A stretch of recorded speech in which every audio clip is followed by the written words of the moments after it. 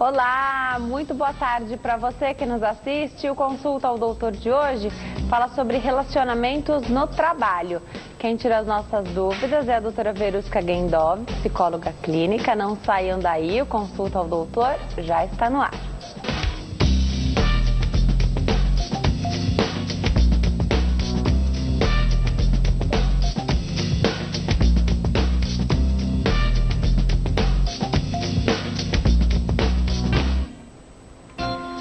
Olá para você que nos assiste de qualquer parte do mundo, o Consulta ao Doutor já está no ar. Hoje para falar sobre relacionamentos no trabalho. Você que está em casa, tem dúvida? Ligue e participe. Participe pelo telefone 0 operadora 11 3337 5886, 3337 5886, também pelo facebook.com/consulta ao doutor e no facebook.com/Denise Luque. Vou ficar feliz se você também for até a minha página do Instagram, @Denise Luque, segue o perfil, vai curtindo as fotos e na última foto publicada você pode deixar seu comentário sobre o tema de hoje, fazer suas perguntas também, que eu vou ficar bem feliz de poder te ajudar com orientação, informação através aqui da nossa entrevista do Consulta ao Doutor. Então fique à vontade. Você também consegue assistir a toda a nossa programação ao vivo pelo canal da HIT no YouTube. Quer saber como você encontra o nosso canal? É fácil. Acesse o site youtube.com. No mecanismo de busca, que sempre é sinalizado com uma lupa, você digita HIT TV, do jeitinho que está escrito aqui na sua tela. Você vai encontrar o nosso canal, tem vários vídeos já publicados, tem sempre o ícone para transmissão ao vivo, então é muito fácil de você encontrar. Fique à vontade para assistir, compartilhar. Após cada programa, os vídeos ficam disponíveis para que você possa assistir. Hoje eu tenho o prazer de receber a doutora Verusca Gendov, que é psicóloga clínica. Doutora, obrigada por ter vindo, uma alegria te receber aqui. É sempre uma alegria estar aqui, é sempre muito bom conversar com vocês e orientar as pessoas que estão em casa, é um prazer. Falar sobre relacionamentos no trabalho, e aqui a gente vai poder falar sobre todo tipo de relacionamento, né? O relacionamento social, o relacionamento amoroso, de amizade também, né? Muitas coisas acontecem no ambiente de trabalho, até porque as pessoas passam grande parte da vida, né, do tempo do dia, dentro do ambiente de trabalho. Quero saber se de alguma forma, então vamos falar de maneira geral primeiro, depois a gente estabelece o que a gente vai falar primeiro. Algum tipo de relacionamento no trabalho pode atrapalhar esse emprego? Porque o principal objetivo de um trabalho é aquilo que você está se propondo a fazer, né? A empresa... A própria produtividade, Exatamente. perfeito. Pode atrapalhar? Pode. É interessante que algumas empresas, inclusive, colocam como regra a proibição de relacionamentos, principalmente afetivos, dentro do ambiente de trabalho. É muito difícil você conseguir, muitas vezes, lidar com um chefe que é seu melhor amigo fora de lá, ou então com algum colega de trabalho que é do mesmo setor e que você muitas vezes precisa supervisionar um trabalho, chamar a atenção, mas ele também é seu amigo fora do ambiente. É muito difícil também para o ser humano saber separar as coisas, o que é o sentimento de amigo e o que é o sentimento de colega de trabalho. Como você disse, nós ficamos grande parte do tempo no nosso ambiente de trabalho. Então você divide praticamente a sua vida, pelo menos aí algumas horas por dia. E grande parte dos trabalhos são 8 horas por dia ou até mais. Então você acaba criando laços de afeto nesse ambiente. O problema é quando você não sabe separar as coisas. Penso que é você ter fora do seu ambiente uma grande amiga que você criou no seu ambiente de trabalho. Você tem que chamar uma atenção, ter que questionar alguma coisa. Então as pessoas elas acham que você não deve fazer isso porque você é amigo. Mas você deve porque a sua postura profissional coloca dessa forma. Sem falar, Denise, da quantidade de pessoas que misturam os afetos de tal maneira que começam a criar afetos com chefia, começam a querer ganhar cargos em troca de relacionamento afetivo. Então a situação é bem complicada se a gente não tomar um certo cuidado. Dividir, né? Sim. O complicado muitas vezes é fazer essa divisão. Deixa eu entender. Vamos falar do relacionamento então social ali, Perfeito. De colegas de trabalho. Sim. A gente falou de amizade, né? Mas de repente você tem ali um desafeto dentro do seu ambiente de trabalho e às vezes ele é seu subordinado, às vezes ele é o seu superior. Então, isso também é uma situação complicada, né? como que deve se dar nesse ambiente de trabalho? O que a pessoa deve pensar? Porque a gente não tá, a gente faz amigos e isso é maravilhoso. Sim, com mas certeza. A gente não tá ali para fazer o amigo, Sim. né? Fala um pouquinho pra gente. Como é que Perfeita essa colocação, Denise, porque na verdade tudo é uma questão de leitura. Se eu estou num ambiente, eu faço uma leitura desse ambiente. Que coisas nessa leitura me agradam, que coisas nessa leitura me desagradam. Se nessa leitura eu consigo trabalhar muito bem, eu funciono muito bem com algumas pessoas, naturalmente eu vou me aproximar dessas pessoas. Então, ali naquele ambiente, isso é saudável. Só que da mesma maneira, eu posso ter distorções dessa leitura e posso projetar numa pessoa no ambiente de trabalho sentimentos que eu sinto com alguém que eu conheço na minha vida pessoal e eu estou projetando para essa pessoa. Então, por exemplo, tem muitas relações de chefia com funcionário que são bastante conflituosas porque se transferem questões que são pessoais. Então, você é parecido com alguém que eu não gosto ou tem um desafeto. Então, eu descarrego em você porque você me faz lembrar dessa pessoa. Ou uma atitude sua me faz sentir inferior. Então, eu vou, por conta de uma hierarquia, mostrar que sou superior a você e vou judiar de você. Então, são situações que acontecem, infelizmente. Hoje nós temos uma quantidade, inclusive, de situações que vão até para a justiça, com danos morais e etc., por conta de situações de desafeto muito grandes no ambiente de trabalho. Hoje, o mundo corporativo exige que você consiga ter uma harmonia na coletividade para que você consiga ter crescimento profissional. Então, é bastante difícil quando essa divisão não acontece adequadamente. Vamos falar do relacionamento, então, entre o chefe e os subordinados? Perfeito. Em algumas instituições, algumas empresas, esse chefe é um homem, em outras é uma mulher. Sim. A gente sabe que muitas vezes as mulheres sofrem com problemas até mesmo do organismo, então Sim. hormonais, né? Sim, tem uma diferença. E o homem também tem em sua escala, né? Sim. Em outra proporção. E até mesmo problemas psicológicos, exatamente, como depressão, entre outras coisas. Queria saber como é que deve se dar, então, essa transparência, até para lidar com os subordinados e os empregados também com o chefe. Vale a pena falar? Ainda tem preconceito? Então, se você disser, olha, chefe, eu estou com uma desordem psicológica nesse momento, sim, por isso eu estou agindo de determinada forma, mais quietinho, que é para não gerar conflito. Vale a pena fazer isso? Porque de repente você pode ser mandado embora. Depende muito do ambiente. Depende muito do ambiente. Como eu disse, infelizmente, nas escolas nós não aprendemos a fazer leituras emocionais. O que é uma pena. Deveria ser uma disciplina, ou pelo menos uma preparação, para ensinar crianças a fazer esse tipo de leitura. Se os adultos crescessem com essa preparação, não teríamos tantos problemas na vida afetiva, na amizade e no ambiente de trabalho. Mas, enfim, não temos essa preparação, infelizmente. Mas quando a gente chega nesse ambiente e você observa esse ambiente, você consegue perceber se nesse ambiente seria saudável você quebrar a sua privacidade ou se isso vai te trazer mesmo problema. Tem ambientes que tem essa preparação, muitas vezes tem um médico do trabalho, muitas vezes tem até um psicólogo presente, muitas vezes tem uma assistência social que trabalham essa área, trabalham essa parte. Então você consegue se encaminhar até um recursos humanos da empresa, ou se encaminhar à área social da sua empresa, ou até mesmo à psicologia da sua empresa e dizer, olha, não estou bem, está acontecendo alguma coisa, comecei a fazer uma terapia, ou não me sinto bem por conta de um problema que eu estou vivendo nesse momento. Porque, claro, como eu disse, nós ficamos muito tempo no ambiente de trabalho, mas essas pessoas também têm sua vida pessoal e às vezes estão em conflitos conjugais, às vezes estão com problemas com filhos que passam por diversos problemas, às vezes usando drogas ou álcool, coisas desse tipo. E isso mexe com a cabeça de uma pessoa e essa pessoa vai trabalhar no outro dia. Né? Então, todas essas coisas, quando elas são bem trabalhadas, quando a empresa oferece esse suporte, o funcionário ele consegue se cuidar e voltar com produtividade para esse ambiente. Agora, tem ambientes que não oferecem essa estrutura e tem ambientes que nem ao menos um chefe que às vezes tem uma preparação ou consiga pelo menos ter uma escuta para tentar entender esse funcionário. Às vezes isso acaba se tornando até um problema, porque se ele abrir a privacidade dele e essa pessoa não tiver estrutura, tudo vai ser por conta do problema pessoal dessa pessoa. Exatamente. E isso se torna uma dificuldade. Então, observe o ambiente. Esse chefe tem uma estrutura, ele consegue te ouvir, ele consegue te aconselhar, ele consegue no momento de almoço conversar com você, ou é uma pessoa mais autoritária que só está esperando uma oportunidade para te humilhar, ou para reclamar, ou para te demitir.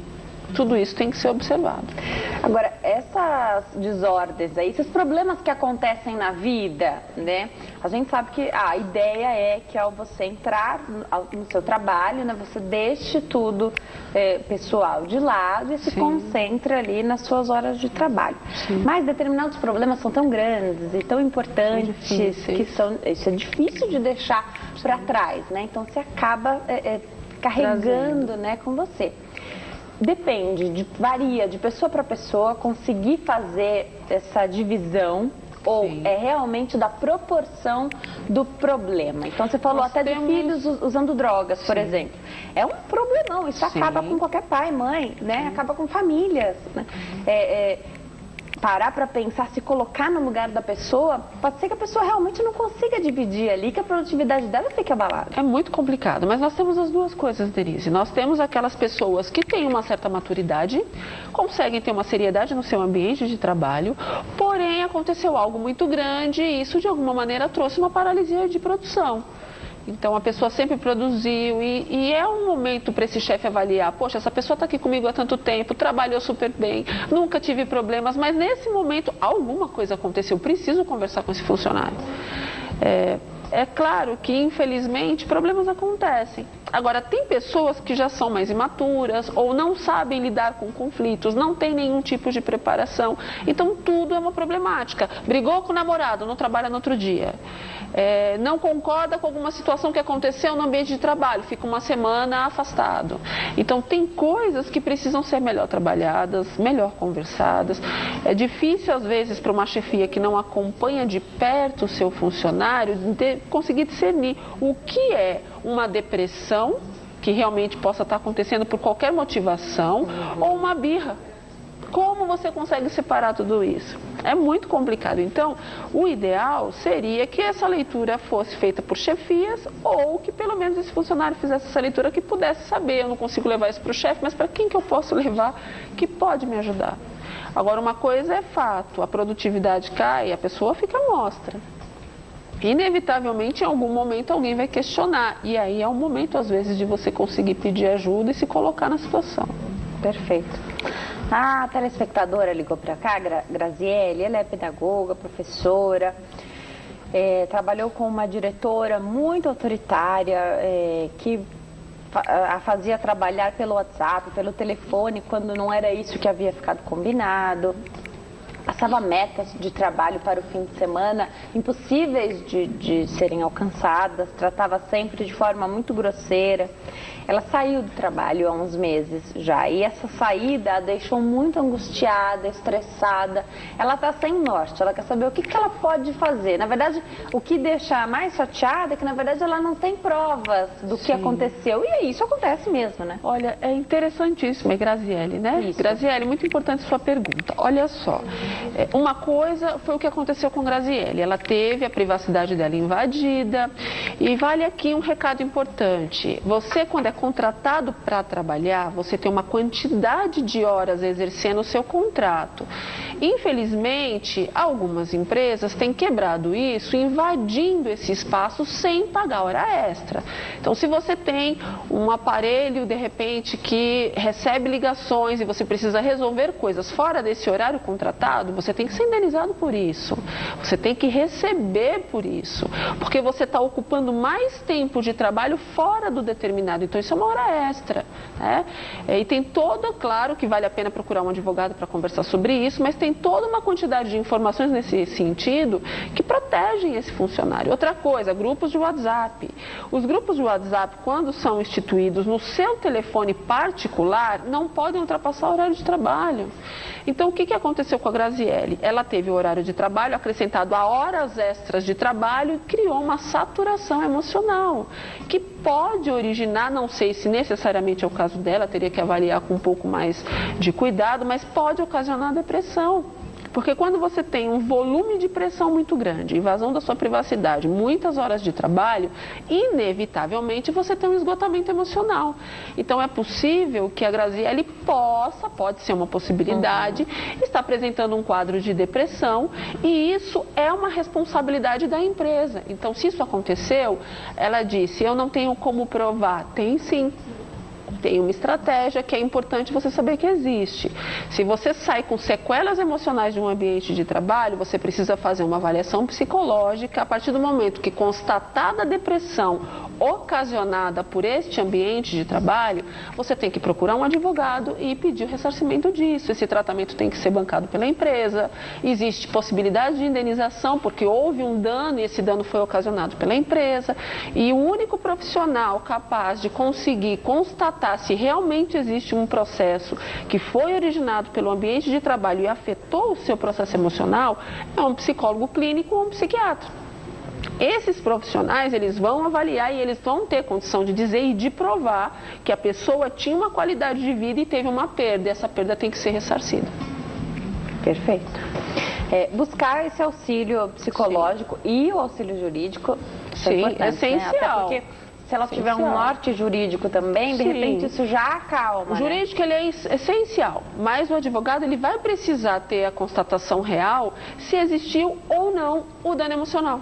E o profissional dessa área vai precisar avaliar para poder ter essa prova. Então, essa prova é que dá início junto a uma petição inicial ao processo. Agora, vamos imaginar, vou pegar o exemplo da nossa telespectadora, que ela não tivesse saído do emprego, tivesse continuado, então, sob os cuidados aí dessa diretora muito autoritária e grosseira, enfim, que ela relatou aqui para nós.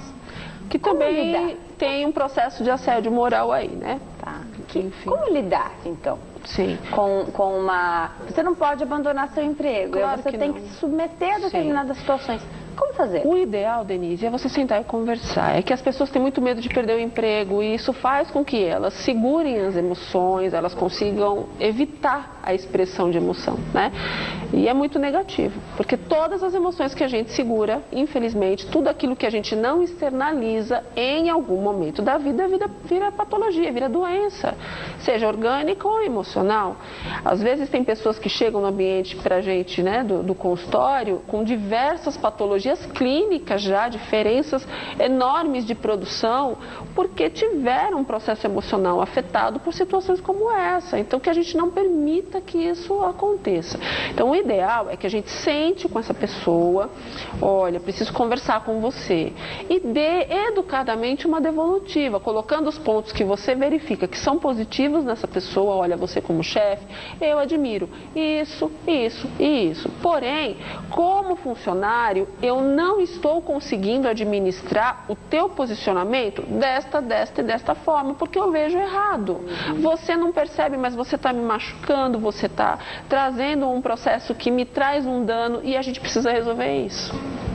Porque a sinceridade ali pode fazer com que a pessoa acorde. Talvez não naquele momento, porque a pessoa vai ficar um pouquinho indignada com o processo. Mas uma pessoa falando, duas falando, três falando, será que todo mundo está errado? As pessoas às vezes, Denise, convivem com as outras e machucam as outras e ninguém percebe porque ninguém fala. Às vezes essa pessoa precisa de um chacoalhão.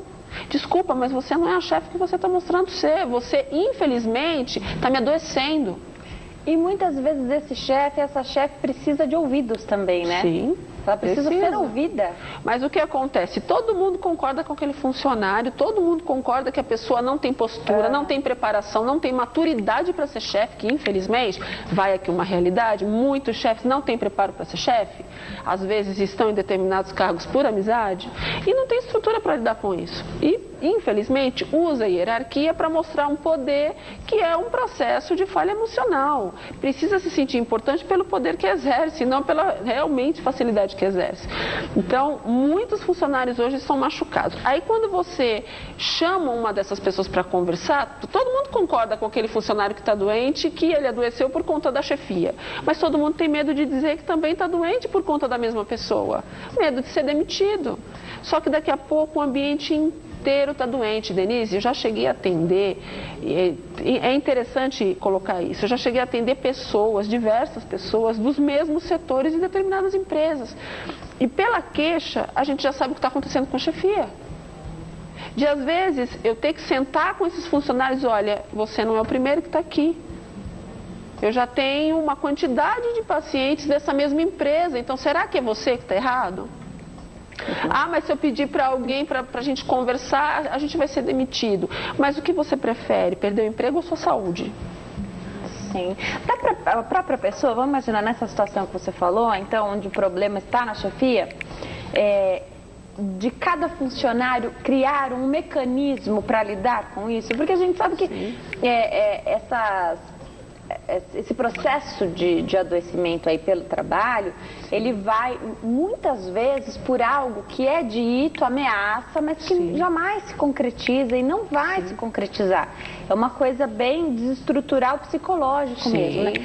Manipulação, literalmente. Dá para o funcionário ou esse pessoal que buscou, por exemplo, a sua ajuda, criar mecanismos para lidar com aquela pessoa? Sim. Muitos dos que procuram ajuda, né, grande parte, conseguem criar esses mecanismos, pois possuem profissionais em treinamento com esses pacientes, né? Então você consegue, através dos relatos, mostrar, olha a fragilidade aqui, e com a ajuda vai do por esse psicólogo caminho, que vai apontar qual é a fragilidade, porque a gente não consegue fazer essa leitura. Não, você está em processo de dor, você está sofrendo, às vezes assédio sexual, assédio moral, humilhação, então naturalmente, ou bullying, enfim, naturalmente você fica preso ao processo. Então, quando você procura uma ajuda profissional e você tem alguém que faz uma leitura de fora, você consegue mostrar o caminho está aqui, essa pessoa na verdade ela está agindo assim porque ela está com medo de perder a função porque você demonstra mais competência, essa pessoa está agindo porque ela não tem maturidade, ajuda por aqui, ou então vai por esse caminho. Então a gente consegue ter condição de fazer uma leitura e mostrar o caminho para que a pessoa consiga caminhar. Então, quem busca uma ajuda consegue ter esse norte. É muito difícil ter esse norte sozinho. Às vezes tem um pai, uma mãe, um avô que tem uma experiência de vida profissional, corporativa, que consegue fazer essa leitura também. Um coach, enfim. Mas, infelizmente, grande parte das pessoas não tem essa condição. Então, quando você chega num patamar onde eu não sei mais o que fazer, esse é o momento de buscar ajuda. Agora, uma dica para tentar fazer algo, eu acho que é parar e observar quais são os pontos negativos, quais são os positivos, por que essa pessoa poderia agir dessa maneira, o que justificaria esse motivo. Quando você vai buscando respostas, você consegue deixar a situação um pouco mais clara para você poder fazer escolhas. Tem situações, por exemplo, que eu vejo muito, infelizmente.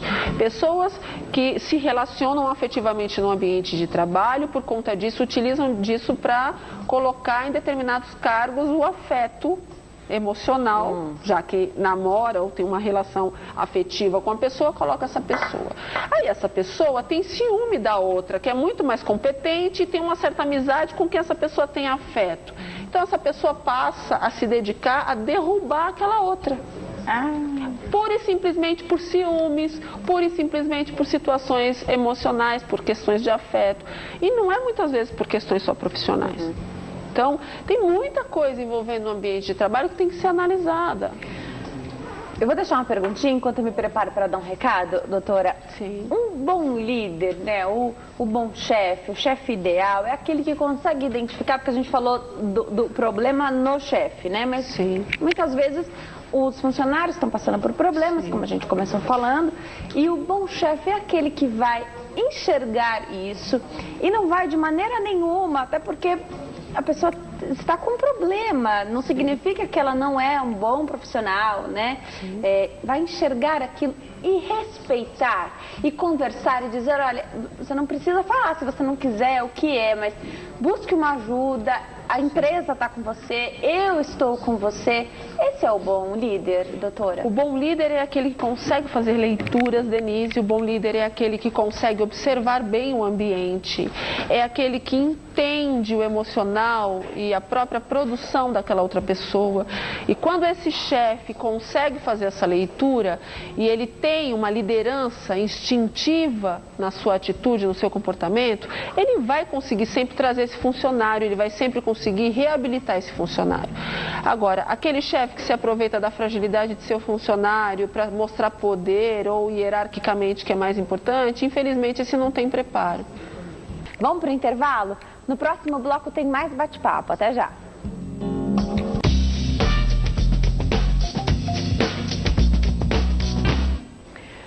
Nós estamos de volta ao Consulta ao Doutor. Hoje fala sobre relacionamentos no trabalho com a doutora Verusca Gendov, que é psicóloga clínica, está explicando tudo aqui para nós. Doutora, é uma responsabilidade muito grande quando se assume um relacionamento afetivo, amoroso, então, um namoro, ou mesmo já casado, trabalhar juntos.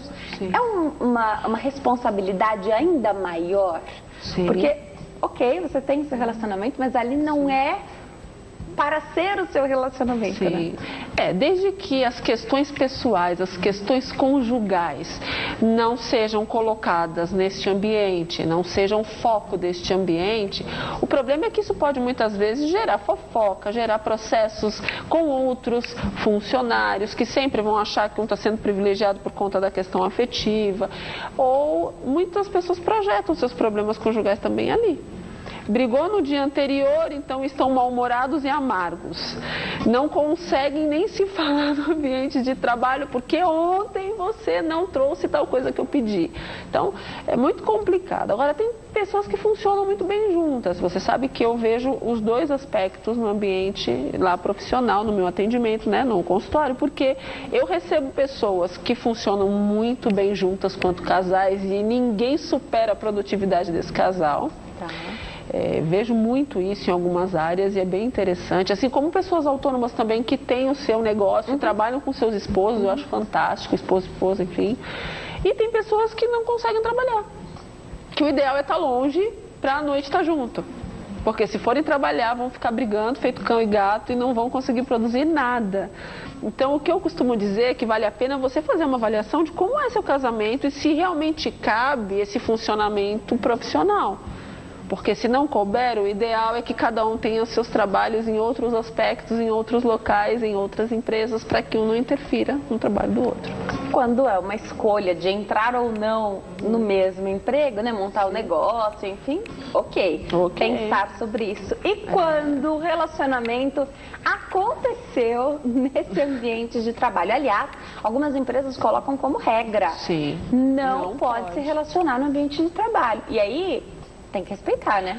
Algumas empresas colocam, inclusive, como cláusulas para justa causa. Se descobrir, está na rua. Justamente por conta desse tipo de situação, de que o relacionamento afetivo pode, sim, sem querer, interferir na produção profissional. E, além do mais, isso pode virar foco de muitas fofocas nesse ambiente, porque tem os outros que estão ali. Ah, fulano está brigado com ciclano, a noite não foi boa, eles não estão bem, eles brigaram. Então, esse tipo de situação para a empresa era muito negativa, porque você não pode fazer com que sua vida conjugal seja foco de fofoca no ambiente profissional. Agora, como eu disse, tem situações e situações. Se acontece da pessoa, porque lógico, como nós dissemos no início, é um local que você vai ficar grande parte do tempo, vai acabar desenvolvendo afetos. O ideal é que se faça fora de lá. Quer dizer, se você tiver que ter amigos, se tiver que se relacionar, que seja fora de lá. Mas quando você mistura as coisas, é muito difícil. É muito complicado. Algumas situações, eu já recebi muito em consultório, casais que me procuraram, olha, nós nos conhecemos, existe essa regra do trabalho, nós não sabemos exatamente como é que vai ser isso. E quando eu faço a leitura, eu digo, olha, vocês têm uma opção. se quiserem ficar juntos, um de vocês tem que pedir as contas. É porque não dá mentir, né? A mentira não dá para viver mentira adiante, não dá. E não dá para você insistir numa situação que vai ser negativa para você, para a pessoa e para a empresa. É porque se a empresa já colocou aquilo como regra, porque já teve experiência, sim, deve ter um grupo de psicólogos trabalhando, sim, ali também, que sabem o quanto aquilo afeta. As pessoas denunciam, Denise, não adianta as pessoas acharem que engana. Primeiro, mentira não cabe em canto nenhum. Segundo, a gente denuncia, o olhar fica diferente, o carinho fica diferente. Dificilmente você vai tratar uma pessoa que você gosta, que você está namorando, é noivo ou é casado, igual você trata uma outra pessoa, gente. Ninguém tem esse tipo de separação emocional. E é muito difícil você lidar numa situação que você tem que se esconder. Não tem sentido. Então me perguntam, mas aí eu vou perder o emprego. Você prefere perder seu futuro esposo, esposa ou seu emprego? O que é mais importante para você? Qual é o foco da sua vida? Se você acha que o mais importante é a pessoa que você encontrou e tem certeza que essa pessoa é tão importante que você pode ou a pessoa pode pedir as contas porque vocês querem ser felizes, então é uma decisão que o casal tem que tomar. O que não dá é para ficar escondido ou mentindo, porque isso não vai levar a lugar nenhum. Até porque se isso desenvolver para o casamento, tem que levar depois. Casou, como é que você não vai, né, levar a documentação? Como. Aliás, tem empresas que não contratam familiares, sim, né? Então não precisa nem ser marido e mulher, não. Se for irmão, primo, já não contrata. Sim. Então, aliás, esse tipo de relacionamento também dentro do trabalho, você pode ter coisa boa e negativa também, depende, né? muito do perfil do funcionário, depende muito do perfil conjugal. Como eu disse, tem ambientes que os casais funcionam bem, pais e filhos funcionam maravilhosamente bem. Mas tem situações que um filho pode afundar um negócio, né, uma empresa de um pai ou de uma mãe. Eu pensei aqui numa situação que é boba, mas que acaba expondo uma parte, né? Então, por exemplo, você tem um parente seu trabalhando na mesma empresa e de repente você tem uma posição, você tem seu nome ali, seu cargo, né?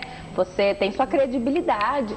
De repente alguém esse parente revela um apelido seu ou conta uma fragilidade. Isso aqui não tem nada a ver com trabalho, né? Coisas, sim, que você jamais falaria, né? Então, deixa a outra pessoa numa situação bem delicada. Assim como tem situações que também vale a gente falar, que um familiar abre uma empresa e aí fica com pena de alguém que está desempregado e coloca. Aí coloca o outro que também está desempregado. E aquelas pessoas não têm nenhuma habilidade vocacional para as áreas de sua contratação, mas são amigos do amigo ou são parentes.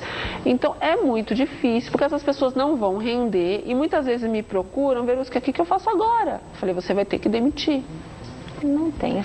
Porque se você tem uma função e essa função não está sendo desempenhada adequadamente, você vai afundar com a empresa e todos vão ser prejudicados. Então você tem que ou relocar essa pessoa para uma área de vocação, ou essa pessoa tem que ser demitida. E para essa pessoa entender que é parente, que é melhor amigo, mas vai ser demitido. É complexo. E o outro lado dessa história, que é quando a pessoa abriu a empresa, está indo super bem e a família acredita que se você está indo bem, e eu estou desempregado, então você teria que me contratar, você tem que pôr toda a minha família. A pessoa fica, às vezes, até que não vai fazer, porque a pessoa está pensando ali no bem, sim, da empresa também. Lógico que pode até ter uma pessoa ou outra que se encaixe no perfil da empresa, mas para todo mundo não vai dar. Não, você tem que selecionar. Infelizmente, a vida é uma seleção natural, né? É importante que você consiga averiguar quais são as vocações de cada pessoa. Se essa pessoa tem uma vocação compatível com a função para ser desempenhada, ok. Eu conheço empresas familiares, Denise, que funcionam maravilhosamente e a família inteira está dentro disso. Mas a família funciona muito bem, tem vocação para a área. Agora, tem famílias que não são assim e a gente tem que entender. Eu vejo muito, infelizmente, pais que querem que seus filhos dê continuidade no seu negócio, na sua empresa, porque você fez de tudo, você deu estudo, então a pessoa tem que dar continuidade na empresa e a pessoa não tem a menor vocação. Quer dizer, você vai insistir em algo que vai, infelizmente, trazer a finalização dessa empresa lá na frente.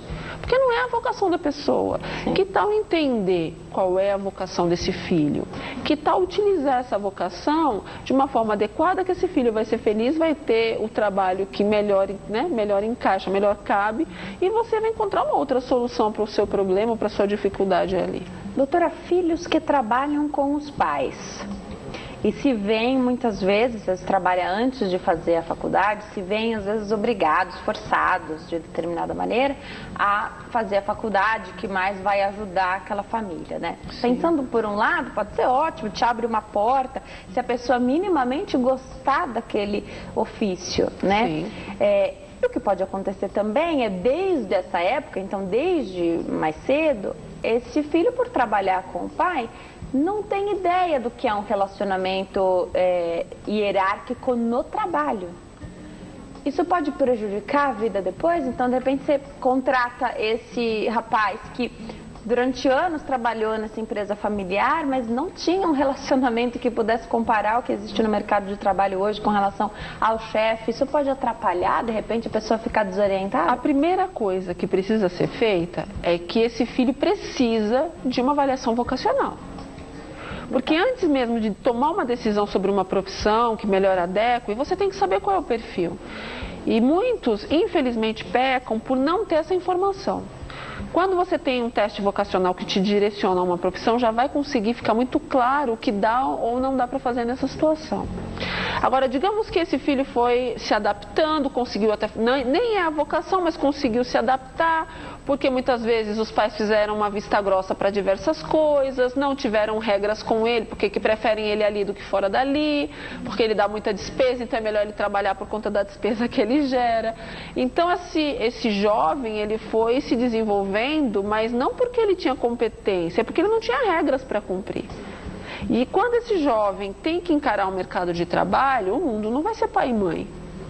Na verdade, as empresas vão ser empresas.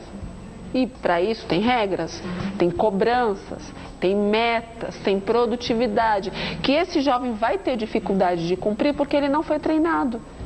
E o máximo que ele pode fazer, eu não preciso estar aqui, minha mãe e meu pai têm uma empresa e eu vou voltar para lá. Infelizmente é o que acontece em grande parte das situações.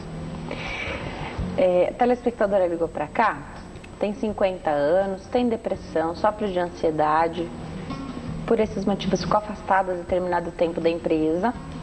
Quando ela voltou, hoje acontece muito isso, tempos atrás aconteceu mais ainda. Muitas empresas deram folga para funcionários porque não tinha o trabalho, deram férias. Das crises, tudo que tinha direito de afastar o funcionário dentro da legalidade para reduzir custo ali naquele período, né? E aí quando ela voltou, ela ficou 15 dias, segundo ela, nas palavras dela, de castigo. Não tinha trabalho, todo mundo foi dispensado e ela teve que ir ao trabalho mesmo sem ter o trabalho a fazer. Ela pergunta, hoje ela se sente muito mal também por conta disso, dessa pressão, se sentir diferenciada ali negativamente. Ela quer saber se ela deve buscar ajuda psicológica. Sim. E ela também pergunta que se isso pode ser danos morais. Eu não sei se você tem da tua experiência, sim, né? Mas buscar auxílio jurídico é sempre bom, né? Sim, o que eu posso dizer para essa, assim, é uma senhora, né, de 50 anos, é o seguinte: quando você tem um processo de depressão, a empresa não pode te demitir. Você tem estabilidade por um certo tempo. Se essa empresa demite, ela vai ter que readmitir ou pagar uma indenização por ter demitido. Perfeito. Então, mesmo que não tenha trabalho, essa empresa se vê obrigada a recolocar essa funcionária. O que pode ser feito é uma avaliação psicológica para que essa pessoa possa conseguir identificar talvez uma mudança funcional, ver o que ainda resta de trabalho nessa empresa e um psicólogo fazer esse reajuste. É possível, né? Eu faço muito reajuste desse tipo. Pessoas, às vezes, fazem um trabalho, foi afastado, voltou, às vezes da caixa, ou voltou do afastamento e se sente deslocado. Então precisa de um profissional que faça a leitura desse ambiente e consiga fazer uma recolocação profissional. Às vezes é uma questão funcional, você muda a função. Às vezes você abre um espaço para que essa pessoa consiga produzir e voltar a ter uma vida profissional normal. Eu estou sentindo que está deslocada, ela está deslocada nesse ambiente e isso para o processo emocional é horrível, você se sente inútil. Mas essa empresa, ela pode apenas, ela até pode estar tentando ajudar, mas ela está apenas perdida, ela não sabe o que fazer. É possível, com um profissional fazendo uma avaliação adequada, fazer essa solicitação. A empresa pode aceitar num primeiro momento ou pedir para que o INSS decida. Então, tudo isso um profissional pode encaminhar adequadamente, né? Uma coisa é fato, ela teve um afastamento, ela tem essa segurança, ela não pode ser demitida por um certo tempo. Então, vamos relocá-la. Eu acredito que uma recolocação funcional resolveria a questão. Até para, de repente, não ter contato com as mesmas pessoas que estiveram lá durante o processo de adoecimento, não tem nada a ver Depende isso? de que foi o motivo. Tá. Às vezes o motivo, Denise, não foram as pessoas. Às vezes foi a função, às vezes foi uma outra coisa que não tem nada a ver com a função. Tudo isso vai ser avaliado. Então, se foi a função, muda-se a função. Se não foi a função, mas uma outra função traz um benefício da melhora emocional, então se solicita essa modificação.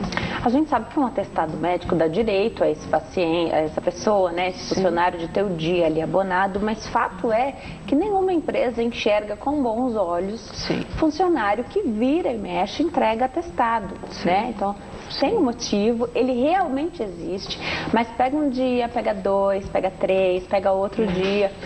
O que na sua avaliação pode ser melhor, né? Até para que essa pessoa que está sofrendo, de repente é uma depressão, um problema de ansiedade muito grave, para não se expor dessa forma também. Às vezes vale a pena fazer um afastamento maior. Sim. Fazer e avisar, porque você põe o CID, né? Tem que avisar o que é para essa empresa, né? Eu ia falar família, porque na verdade o ideal também é que a empresa seja com uma família, né? Entenda o que está acontecendo e não enxergue como algo ruim. Para você que é líder, que é chefe, tem um funcionário que se afastou, voltou a trabalhar, se afastou de novo, voltou a trabalhar, isso já é um alerta que esse funcionário não está bem. Senta com esse funcionário e oferece uma ajuda, porque talvez você consiga interromper o processo nesse momento que é inicial, vai evitar que esse funcionário piore, porque o processo emocional, se não for tratado, ele vai piorar, né? E vai se tornar um afastamento mais difícil. Então, se essa intervenção acontece logo assim que acontece toda a percepção da situação, você consegue interromper o processo.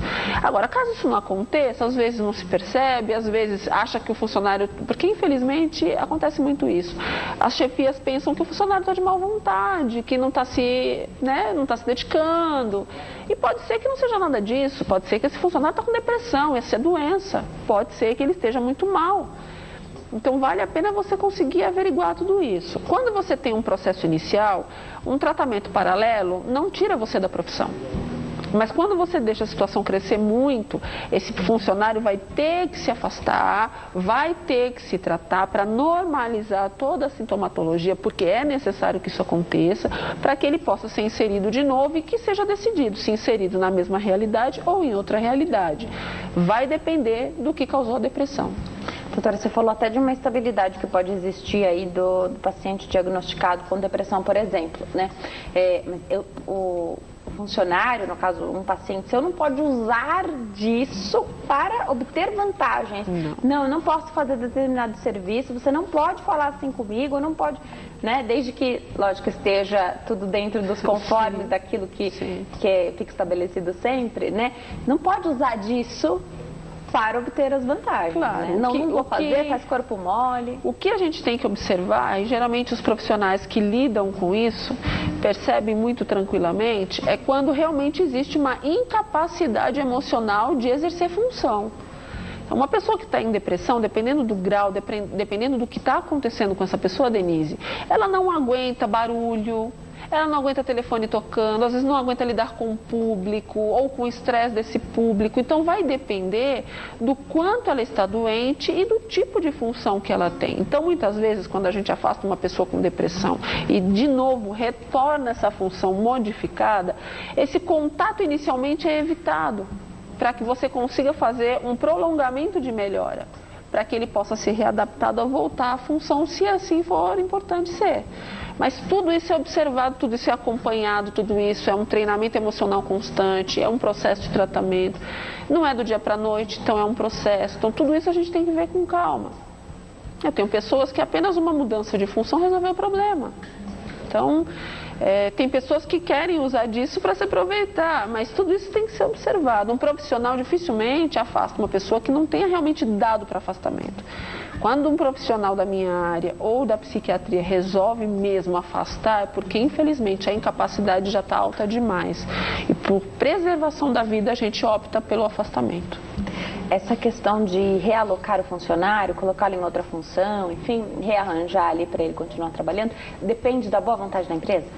Olha, num primeiro momento sim, porque a empresa pode fazer isso apenas com uma conversa formal entre o profissional que atende e o RH da empresa ou a chefia que vai tentar ajudar, vai tentar intermediar, ou ele pode ser obrigado pelo INSS.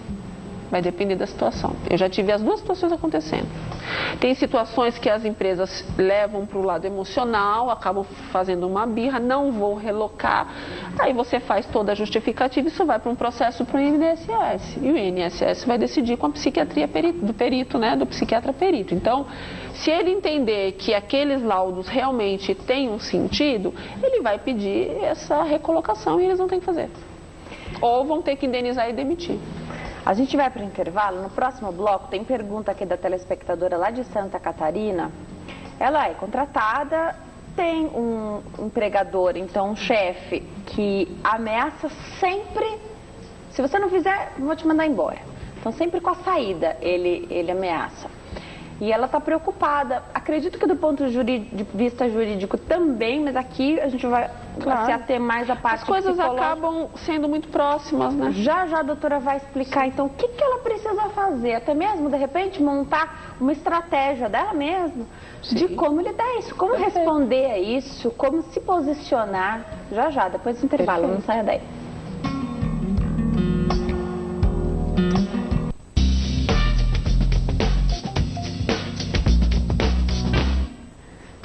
E nós estamos de volta hoje falando sobre os relacionamentos no trabalho com a doutora Veruska Gendov. Ela é psicóloga clínica, está explicando aqui tudo para nós. Doutora, deixei pergunta da nossa telespectadora antes de ir para o intervalo. Ela é contratada e tem um chefe que ameaça sempre que vai mandar embora. Tá? Se não, quer que faz desse jeito, quer que faz isso e aquilo. E se... faz uma cara diferente, o funcionário não gosta, ela no caso, ele ameaça com a saída dela. Dá pra gente montar uma estratégia? Aliás, eu sempre falo aqui, né, quem faz terapia, quem tem esse suporte, né, quem aprende, você até no intervalo usou treino comportamental. Sim. É uma pessoa que se deixa... que tem interferências muito menores, né, na vida. Queria que você contasse um pouquinho pra gente, o que ela pode fazer? Olha só, todas as pessoas que no ambiente de trabalho ou fora dele te humilham, fazem pressão te ameaçando, elas estão cometendo um assédio moral. O assédio moral a gente tem que ver com duas facetas, a faceta jurídica, que é o que vai solicitar esse assédio, que é o que vai solicitar para que esse juiz avalie essa situação. E tem a esfera emocional, que é a que comprova ou não esse assédio, que é quem cria todo um ambiente de averiguações, de análise comportamental e emocional que possa determinar que foi ou não mesmo uma realização de assédio ali, que existiu ou não. Quando você está passando por um ambiente assim no trabalho, é importante que você consiga detectar nesse chefe se ele te ameaça porque ele aprendeu a agir assim. Porque pode ser que ele não esteja cometendo assédio. Pode ser que ele ache que a pessoa produza melhor sobre a ameaça. Só que ele não entendeu que isso pode ser interpretado como assédio. Se essa pressão causar um impacto emocional nela, por mais que para ele não tenha essa intenção, vai ser considerado assédio. Entende?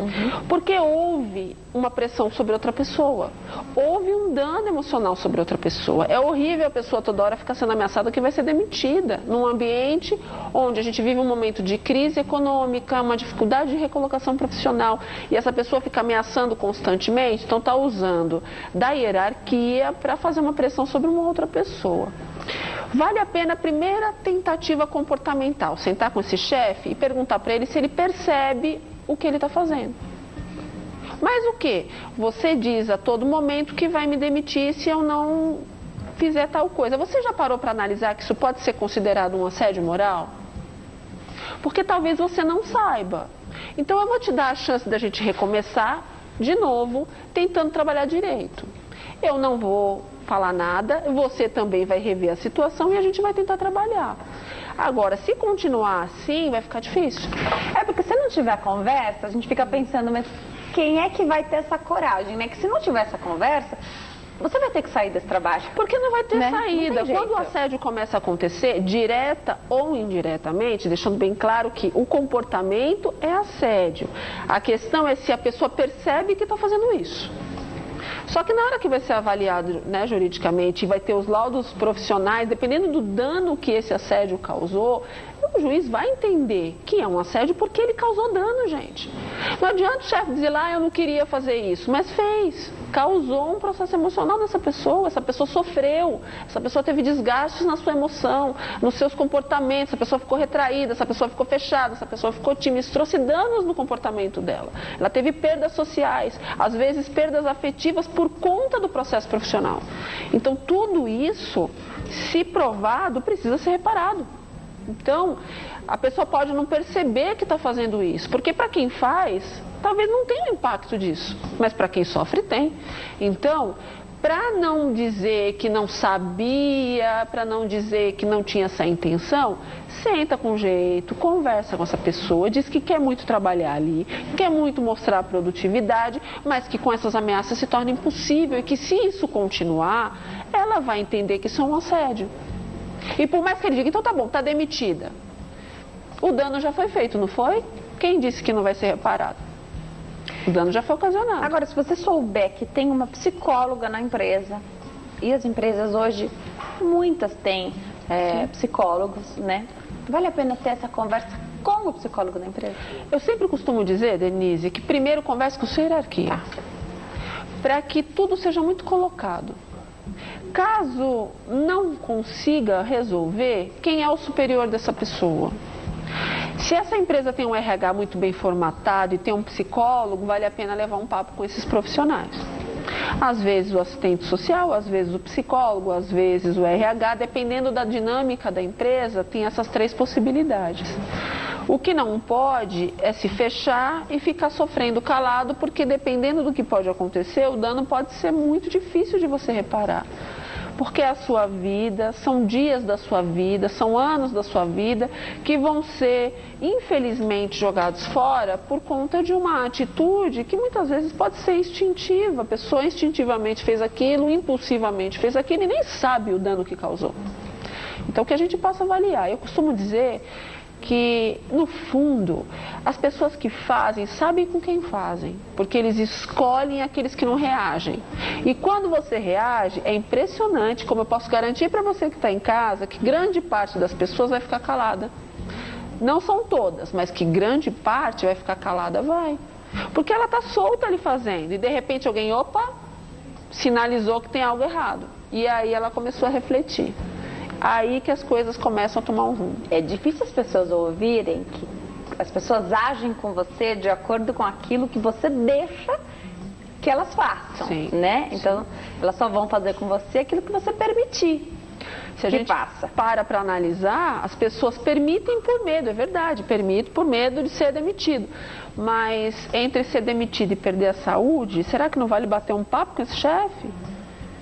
É uma tentativa. É uma tentativa, você não está optando ainda por sair, né? Você quer manter o emprego. Agora, se você conversou e as coisas continuam, enfim, começa a ter prova, junta tudo o que está acontecendo, pega testemunhas, procura profissional para realmente avaliar o que está acontecendo com suas emoções e busca um advogado. Aí o jurídico pode dar cabo do restante. Perfeito. Agora, doutor, dá para reestruturar toda uma postura no ambiente de trabalho, né? Então, de repente, você começou errado, de repente você deu liberdades demais, ou você permitia muitas coisas, né? E aí tá vendo que a situação tá indo embora por uma coisa que você está permitindo, na verdade. Sim. Você vê que com outras pessoas, e não só de chefe para funcionário, mas entre os próprios funcionários, né? Então, nossa, como isso acontece? Ninguém fica tirando sarro da cara de todo mundo, né? Então, mas faz com determinada pessoa, né? Dá para reestruturar isso, claro, né? O apoio psicológico ele vai ser fundamental, porque isso é uma coisa que é de dentro para fora e é aos poucos, né? É uma mudança. Cada um de nós tem sua subjetividade, tem seus valores, tem suas crenças tem a sua capacidade moral, sua capacidade de percepção. Quando você é ferido nessas questões, você é machucado nessas questões, as pessoas externamente não conseguem avaliar o tamanho do prejuízo. Agora, quer ver uma coisa que acontece muito nas empresas? E as pessoas deveriam tomar mais cuidado? Esses happy hours, essas festinhas de ambiente profissional, depois do expediente, elas acabam dando uma certa liberdade e as pessoas se perdem dentro dela. É ali que muitas coisas acontecem, muitas confusões, muitos conflitos, traições, fofocas, geralmente são nesse ambiente. E aí no outro dia todo mundo vai trabalhar. E é a partir dali que muitas coisas negativas podem começar a acontecer. Qual foi a tua postura lá? Qual é a tua postura no ambiente de trabalho? Ou por que lá permitiu que as pessoas fizessem piadinha, brincadeira e mexeu com os seus processos, a sua subjetividade? E aí ali no ambiente de trabalho isso pode dar continuidade, então a gente tem que tomar cuidado com a sua postura. E mesmo que você tenha uma postura e alguém brinca com você, você vai olhar muito sério nos olhos, eu não gosto que brinque assim comigo. Gostaria que não fizesse mais. Quanto mais cedo fizer isso, menos vezes vai acontecer. A gente tem que aprender a se defender, a gente tem que aprender a se colocar. Se você fica sério, olha bem nos olhos e diz, olha, não gostei dessa brincadeira, eu gostaria que não brincasse mais, porque eu vou levar para o pessoal. Talvez isso, a pessoa pare, porque tem gente que não tem freio, Denise. Tem gente que começa a brincar, fazer piadinha sem graça, e o pior é que acha que está abafando. Não percebe que está ocasionando um inconveniente geral. Mas de alguma forma tem uma plateia. Porque está sendo reforçado. As pessoas, enquanto estão achando engraçado, porque quando é com o outro, você acha engraçado, mas quando é com você não acha engraçado. É verdade. Então, as pessoas fazem para ter uma plateia, elas conseguem chamar essa atenção e, infelizmente, isso acaba causando um prejuízo. Então, que a gente possa tentar mudar essa história. Então, que a gente não permita. Se você tem seus valores, você tem a sua forma de pensar, a sua subjetividade, não permita ser invadido dessa maneira. Você falou de fofoca, né? E que isso pode começar, de repente, num encontro, depois do trabalho, um happy hour, enfim, as pessoas saíram para jantar e aí pode levar o assunto trabalho, de repente, uma fofoca aconteceu, né? Como lidar com a fofoca? Dá para você evitar ser vítima de fofoca? Como que a pessoa deve se posicionar? Porque você falou da brincadeira, né? Então, de repente, alguém que não tolere a brincadeira, ok, a brincadeira não vai acontecer mais lá, mas nada impede dela ser vítima de fofoca. Sim. Como é que faz? Olha, geralmente a fofoca é engraçada quando as pessoas têm determinadas reações, né? Se você não se permite a plateia, se você não se permite fazer parte do grupo dos fofoqueiros, que todo mundo sabe quem são. Todo mundo sabe no ambiente, seja ele qual for, quem são os fofoqueiros. Se mantenha distante. Você pode não impedir que falem de você, mas você consegue impedir fazer parte disso. Que graça vai ter se você não estiver dentro desse ambiente, desse movimento da fofoca? Podem até começar a falar de você, mas não vai ter graça continuar porque você não faz parte, você não alimenta, você não estimula e você não reforça. A fofoca, infelizmente, ela vai existir. Mas o quanto cada um de nós vai fazer parte disso? Então, se aquela pessoa não quer fazer parte, ótimo, fique distante a ideia disso. É que ninguém fizesse parte, né? E não se alguém vier ouvido. para você não sabe o que falaram de você, não quero saber. O problema é que a curiosidade humana, o que falou de mim? Mas por que falou de mim? Gente, não interessa o que falou. Tanto faz o que falou, não vai mudar a sua vida. Então, deixa pra lá. Ou então, quem falou, traz aqui e vamos falar nós três. Você, eu e quem falou. Porque, infelizmente, a gente tem que colocar frente a frente a situação. O que não pode fazer parte disso, porque é prejudicial. Veja se o pensamento está certo. Ao longo da nossa vida profissional, a gente vai construindo toda a nossa credibilidade, a nossa imagem, né? E uma fofoca pode atrapalhar esses processos, né? Mas uma vez que você já tem isso estabelecido, né? Você já trabalha há muito tempo, ou nem faz tanto tempo assim, mas você logo mostrou que veio, né? Sim. Impôs esses limites, então se posicionou ali da maneira ideal. Isso, você quebra também esse processo a ponto de que alguém até que dê ouvidos a essas fofocas podem falar assim, não. até você tira o crédito da pessoa que fez a fofoca. Entende mais ou menos? Sim, claro. As pessoas que são fofoqueiras, geralmente, são pessoas que estão destruídas afetivamente, estão com suas famílias desestruturadas, geralmente não produzem adequadamente, infelizmente. Então, o que elas fazem? Elas tentam tirar o foco da vida delas, buscando a vida de um outro ser humano, ou de, enfim, uma outra pessoa, para que ela possa se sentir importante porque sabe demais da vida de uma outra pessoa. Então ela tenta chamar atenção. E se você dá essa ferramenta para essa pessoa, ela vai continuar agindo assim. Aí a fofoca, e a gente está falando fofoca aqui, e às vezes é um comentário que nem parece que é uma fofoca, e é. E é uma né? fofoca. Aí esse comentário, esse burburinho chegou aos ouvidos do chefe. O que o chefe ideal deve fazer?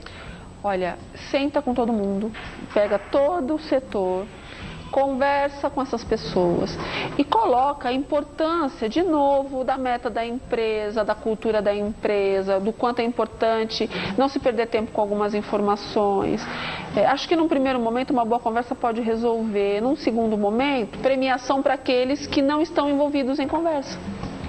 Aqueles que melhor se destacam por não se envolverem em determinadas coisas podem ser premiados.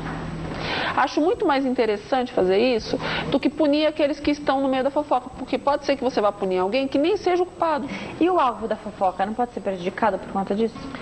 Pode, porque todas as pessoas que são alvo, infelizmente, elas estão no meio da situação, né? Mas, em grande parte, aqueles que são alvo, se eles não se envolverem também, eles podem se diferenciar, não podem? Uhum. Eu sou alvo, mas eu não estou fazendo parte de fofoca, eu não fico reunido com ninguém, não faço parte de happy hour para ficar fofocando de ninguém.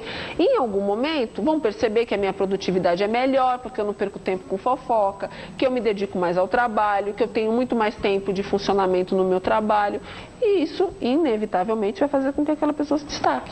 Por isso que é importante, a gente falou de amizade, né? Eu acho saudável você fazer amigos também no ambiente de trabalho, mas saber também para onde você vai e com quem são você essas vai. pessoas que você criou essa amizade, né? Então, de repente, a princípio, parece que você tem muitas coisas em comum, mas depois você vê que não. A gente vê isso dentro de empresas, né? Gente, é muito gostoso quando você faz uma amizade e você leva isso para fora da empresa e você desenvolve uma amizade bacana, mas fica tudo lá fora. Da porta para dentro da empresa, cada um tem sua função, tem as atividades que tem que desempenhar e não cabe ficar ali de conversinha, de fofoquinha, não cabe. Fofoca não cabe em lugar nenhum, né? Mas o que eu quero dizer é que ali dentro existe uma produtividade e uma meta. E vou dizer para você, objetivo, né? As metas das empresas não são poucas não são baixas. Para você alcançar uma meta hoje, você tem que trabalhar muito. Como trabalhar tanto se tem tantas coisas que atrapalham? Que a gente possa tentar... Doutora, mudar isso. Como você falou de puxar tapete, né, num determinado momento, Sim. você falou, como é que faz quando você observa uma movimentação, então você ocupa um determinado cargo e você observa uma movimentação, lógico, muita gente pode querer ter um cargo melhor, ocupar uma posição melhor dentro do trabalho, eu acho que é isso que a gente deve buscar sempre, mas como fazer quando você percebe que essa movimentação não está para o bem? Ela está para o mal. Olha, uma boa chefia precisa interromper o processo. Porque tudo aquilo que é negativo vai, infelizmente, surtir um efeito negativo lá na frente.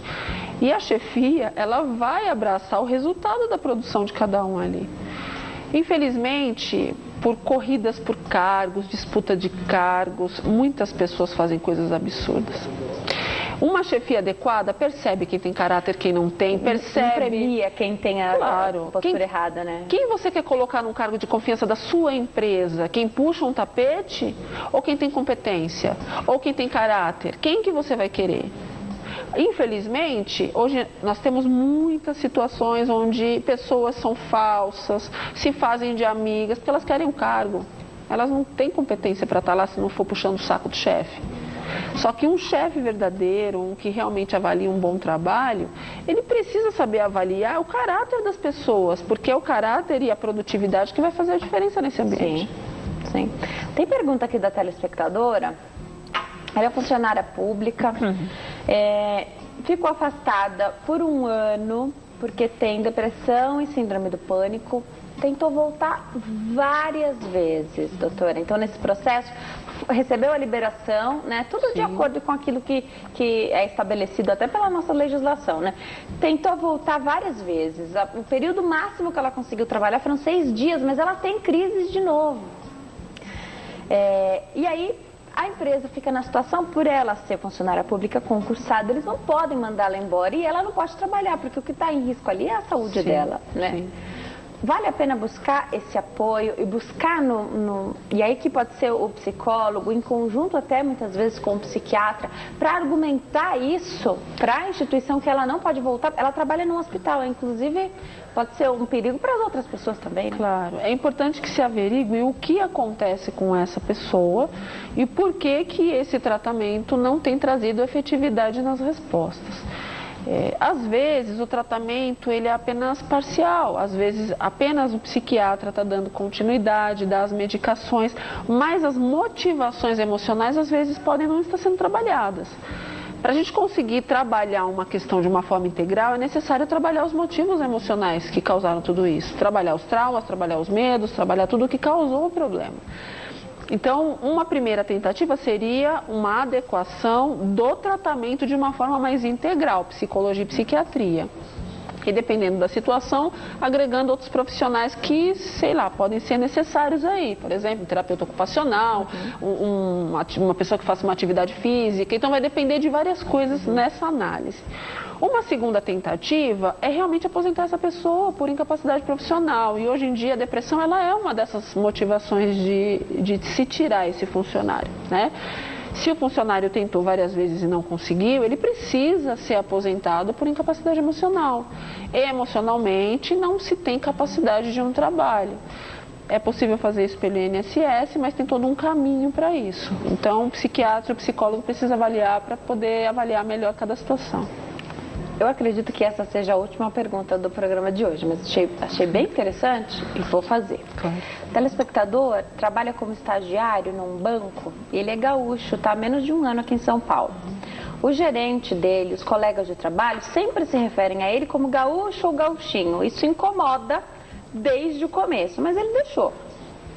Só que agora, 8 meses depois, ficou um apelido, até no quadro de metas, e até para os clientes, é sempre gaúcho.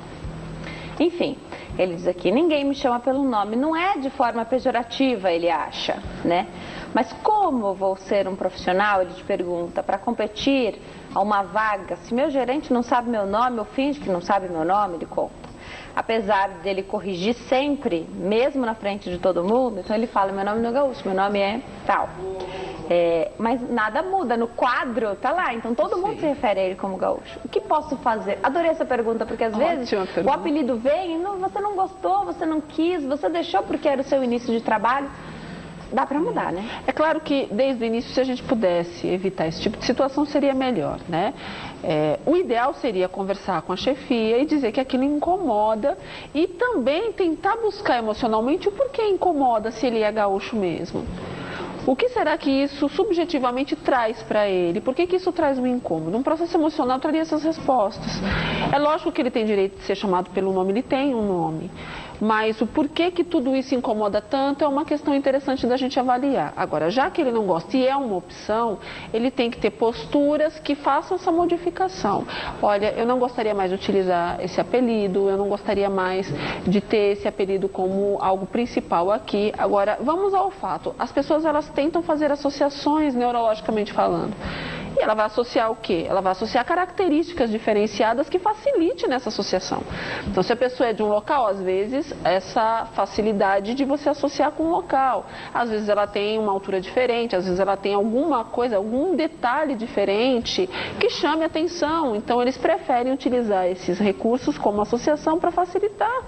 Eu não decoro o seu nome, mas eu sei que você tem um cabelo comprido. Olha, eu não decoro o seu nome, mas você tem um olho assim. Então, as pessoas utilizam dessas características individuais para facilitar. Então, realmente não é algo pejorativo, mas facilita a associação.